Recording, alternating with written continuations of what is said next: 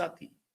अगर बीजेपी के इस रणनीति का ये मामला हिस्सा है कि कोई ऐसे कागजात कांग्रेस पार्टी के स्पोक्स पर्सन को भेज दीजिए और वो ज्यादा रिसर्च करेगा नहीं, क्योंकि बीजेपी के ही तरफ से ये सारे कागज आए हैं, तो कौन बोलेगा? तो ज्यादा विश्वास हो जाएगा कि भाई भाजपा के ही तरफ से ये कागज आ रहे हैं, और वो कागज लेकर के फिर आओ देखा ना ताओ, फटाफट वो आ गए प्रेस कॉन्फ्रेंस करने के लिए। और सबसे बड़ी बात यह है कि वो प्रेस कॉन्फ्रेंस में कह रहे हैं कि हमने ड्यू डिलिजेंस किया। अभी बहुत सारे मीडिया समूह कह रहे हैं कि हमने भी ड्यू डिलिजेंस किया, और ड्यू डिलिजेंस में हमने पाया 1 घंटे के अंदर में, मीडिया समूहों का जो ड्यू डिलिजेंस है, वो कह रहे हैं कि हमने 1 घंटे में पता कर लिया कि ये सारे कागजात फर्जी हैं। तीनों पासपोर्ट के कागजात फर्जी हैं, इजिप्ट के पासपोर्ट फर्जी हैं, यूएई के पासपोर्ट फर्जी हैं, एंटीगुआ के पासपोर्ट फर्जी हैं। अब इससे आगे जिस पर गौरव गोगोई भी कुछ मौन थे, चुप थे, वो भी इस तरह के आरोप लगाने से बच रहे थे, क्योंकि गौरव गोगोई को मालूम है कि ये फर्जी कागजात पवन खेड़ा को मिला है, और इससे अंततः भारतीय जनता पार्टी को ही नुकसान, कांग्रेस पार्टी को ही नुकसान होना है। ये गौरव गोगोई को मालूम चल गया था। तो गौरव गोगोई थोड़ा बच बच करके अपना रिमार्क्स दे रहे थे। हुआ क्या? पता ये चला कि 52,000 करोड़ की जिस कंपनी का जिक्र पवन खेड़ा कर रहे हैं, वो तो पूरी तरह से फर्जी निकली। उस तरह की कोई कंपनी ही नहीं है। एक कंपनी जो रजिस्टर हुई है, रिंकी भुइयां शर्मा एलएलसी, ये जो कंपनी रजिस्टर हुई है, रिंकी भुइयां शर्मा एलएलसी का तो कोई जिक्र ही नहीं है। रिंकी भुइयां शर्मा एक जो उनके बेटे की नाम की कंपनी है, वो रजिस्टर हुई है अप्रैल महीने। ये 2-3 अप्रैल 2026 की बात है। जब ये प्रेस कॉन्फ्रेंस कर रहे हैं, उससे 1-2 दिन पहले की बात है। उसका कोई फाइनेंशियल रिकॉर्ड किसी भी जगह पर उपलब्ध नहीं है। एक कंपनी रजिस्टर जरूर हुई है अप्रैल में, लेकिन जो 52,000 करोड़ की कंपनी का जिक्र है, उसका जो मिनट्स का हवाला दिया है, वो पूरी तरह से फर्जी है। कैसे फर्जी है? मिनट्स का हवाला दिया कि 5 दिसंबर को एक मीटिंग हुई है, जो पुरानी कंपनी, जिस कंपनी से 52,000 करोड़ की बात की जा रही है, 5 दिसंबर को एक मीटिंग हुई है, और इस मीटिंग में कौन कौन लोग उपस्थित हैं, मतलब जो एग्जीक्यूटिव डायरेक्टर्स हैं या डायरेक्टर्स हैं, वो मौजूद हैं। तो कौन लोग हैं मौजूद? तो 3 ही लोग मौजूद हैं। एक तो रिंकी शर्मा भुइयां मौजूद हैं, एक उनकी वो कंपनी मौजूद है, एक दूसरी कंपनी मौजूद है। ये 3 ही लोग मौजूद हैं। कंपनी का नाम आ रहा है कि कंपनी मौजूद है।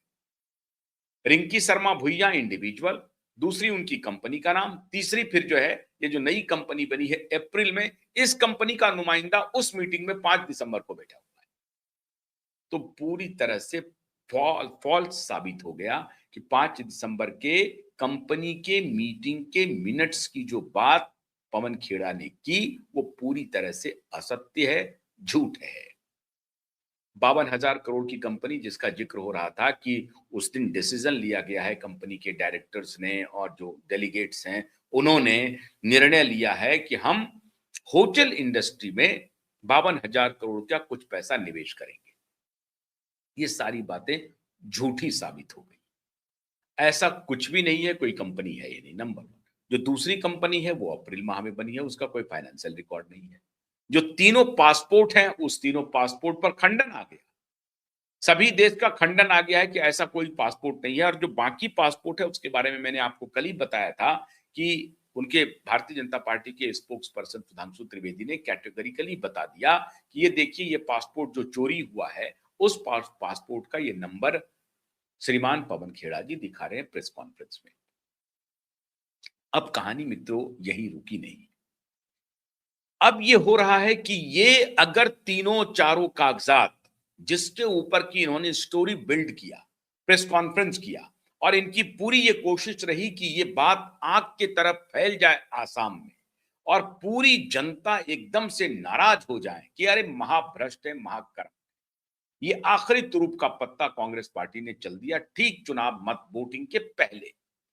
आसाम में जो पहले पेज की वोटिंग हुई है, 85% से अधिक की वोटिंग हुई है, 85%। अब इसमें दो ही बातें हो सकती हैं। अभी तक जो इस तरह की वोटिंग टेंडेंसी रही है, उसमें दोनों बातें सामने आती रही हैं। जो एक ही बात नहीं आती है। अधिक वोट अगर होता है, तो कहते हैं कि ये एंटी इनकम्बेंसी को रिफ्लेक्ट करता है, मतलब सरकार के खिलाफ का वोट होता है। ऐसा यहां पर प्रतीत नहीं हो रहा है।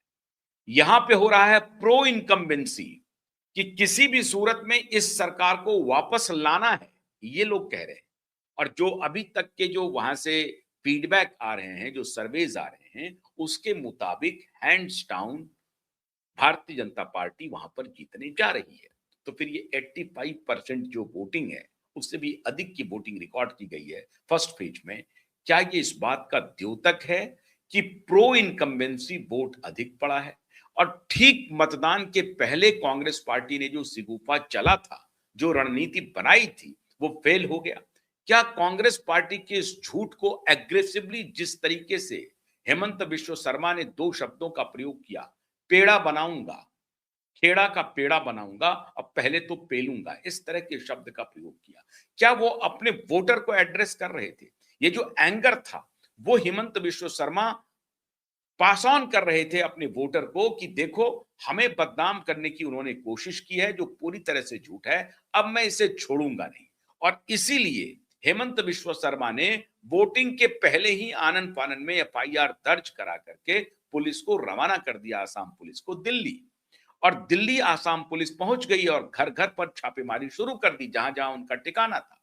वो भाग करके चले गए तेलंगाना। तेलंगाना में उन्होंने एंटीसिपेटरी बेल के लिए अप्लाई किया, और उस पर फिर बहस हुई, जिसका जिसके बारे में मैंने कल आपको जिक्र किया, काउ बॉय, और फिर ये कितनी कितनी बातें वहां पर हो रही है, इंटरनेशनल प्लेयर, इंटरनेशनल खिलाड़ी, काउ बॉय, इन सारे शब्दों का इस्तेमाल हुआ हियरिंग के दौरान।